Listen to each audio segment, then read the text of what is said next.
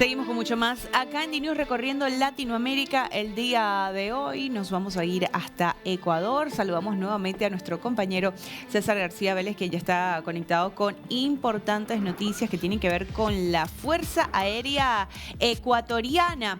César, estamos contigo. Bienvenido. Sí, es a propósito, Cinzia, del arribo de Fuerza Aérea de Estados Unidos a la base de Manta. Lo habíamos señalado, sabemos extraoficialmente que 2 aviones de la aviación estadounidense, de militares, aterrizaron en la base Eloy Alfaro de Manta y vendrían, según lo ha informado la Embajada de Estados Unidos acá en Quito, para realizar operaciones temporales sobre el narcotráfico, también lo aseguró el presidente de la República. Pero ¿qué pueden hacer? ¿Cuál es la historia de esta cooperación? ¿Cuáles son los tratados que están en este momento vigentes, que amparan y dan el marco jurídico de esto? Lo vamos a conversar a continuación con el general Luis Altamirano, excomandante del Ejército Ecuatoriano. Además, ha tenido un desempeño muy importante como subsecretario de Seguridad en anteriores gobiernos. Sabe mucho de esta materia. Gracias, general, por este espacio. Comencemos por ahí. La historia de esta colaboración no es reciente. Han sobrevolado naves estadounidenses en el Ecuador. ¿Qué han hecho y cuán eficaz han sido? Bueno, la colaboración de esta naturaleza prácticamente inicia en 1999, finales de ese año, en donde se firma el convenio de la unidad base de Manta, la misma que tuvo una duración de 10 años. Hay que recordar que durante ese periodo la captura de drogas fue irregular. Tuvimos picos importantes, pero también tuvimos decrecimientos en los niveles de captura en relación inclusive a años anteriores a la presencia de la base. Y eso se debe a fenómenos que son de carácter estacional, relacionados con el contexto, tanto el Plan Colombia como posteriormente los efectos que este tendría en la firma de la paz. Cuando ya se da la firma de la paz en Colombia, la base de Manta ya se había cerrado. A partir de 2018, en acuerdos que fueron acercamientos realizados por la ministra María Paula Romo y que posteriormente intervino el Ministerio de Defensa frente a algunos impases que se dieron, tuvimos ya la presencia de aeronaves de los Estados Unidos. Sin embargo, que no existía un acuerdo formal. Esta cooperación inicia en septiembre de ese año y se extiende hasta la actualidad. Se logra tener acercamientos para definir un acuerdo ya de largo plazo y se firma en el 2023. Ahora, es importante resaltar que la cantidad de horas de vuelo que existen en la actualidad son superiores a las que se daba cuando existía la base de Manta. Cuando existía la base de Manta, en las horas de vuelo anuales, el promedio era de 4.000 horas, de las cuales 1.200 se efectuaban en la jurisdicción ecuatoriana y 2.800 en la jurisdicción colombiana. En la actualidad tenemos un promedio de 1.850 horas, es decir, un 54% superior a lo que existía en ese tiempo. Es decir, aviones norteamericanos vuelan esa cantidad de horas sobre el cielo ecuatoriano. ¿Con qué objetivo? ¿Qué hacen? Sobre la jurisdicción ecuatoriana. Son 3 tipos de operaciones. Hay operaciones de intersección aérea, operaciones que tienen que ver con el control del espacio marítimo y operaciones que en su momento, esto cuando estaba la base de Manta, se realizaban de inteligencia electrónica y también de interceptación. Esto se realizaba con una aeronave C-130E. En la actualidad lo que se ha hecho es justamente utilizar los mecanismos que ya se encuentran firmados desde 2023 y que permiten esta cooperación. ¿Y qué tan eficaz es esa presencia? Porque ¿cuál es la misión que tienen los militares de la Fuerza Aérea estadounidense en los operativos que hacen con los ecuatorianos? Mire, hay que ver que el problema del crimen organizado y especialmente lo que está ligado con el narcotráfico, que no es el único fenómeno de violencia que está afectando al Ecuador y no es el único motivo de estas espirales que generan el incremento de homicidios en el país, tiene que ser abordado de manera integral. No podemos pensar que exclusivamente desde una mirada militar vamos a solucionar el problema. Primero, que la salida de droga en el Ecuador por los casos judicializados y también por las investigaciones especializadas, en el 70 y 80% sale a través del transporte marítimo internacional. Esto grandes buques, ¿no? Containers, no salen por estas denominadas lanchas rápidas. Hay sí un porcentaje que no deja de ser importante, pero que estamos hablando en el orden entre el 30 y 20% y que se constituye en un mecanismo de carácter disuasivo.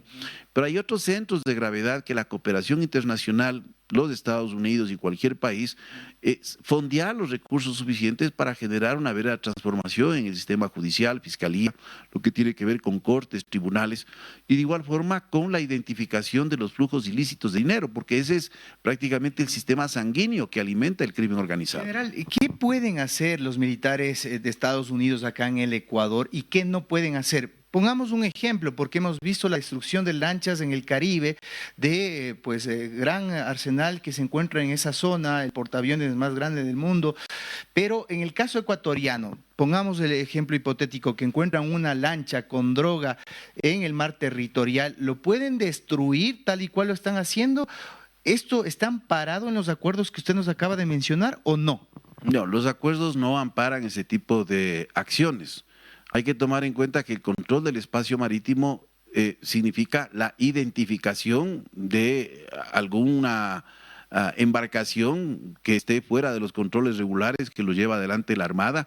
Hay un sistema de ubicación satelital que se maneja para esto y se hace lógicamente la persecución e interdicción, pero a través de los elementos, en este caso de guardacostas, sean nacionales o de los Estados Unidos, dependiendo de la jurisdicción y también de estos mecanismos de cooperación. Se detiene, no se destruye.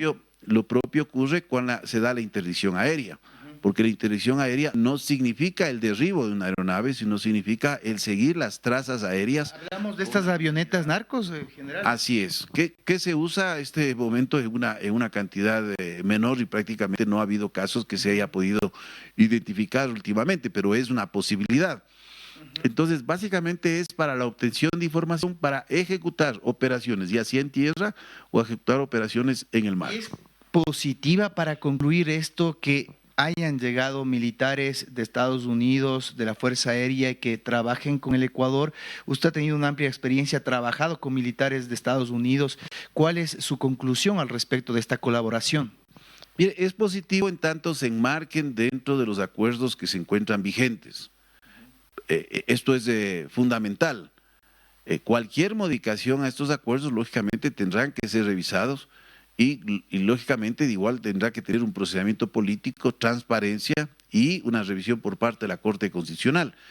Pero en el marco de los acuerdos que están vigentes, con esto se demuestra que justamente esta supuesta necesidad de la instalación de una base de carácter permanente no existía, porque ya en el país tenemos de forma permanente 28 días de los 30 días del mes la presencia de aeronaves de los Estados Unidos, antes inclusive de la llegada de estas aeronaves, que se habla de una operación de carácter temporal.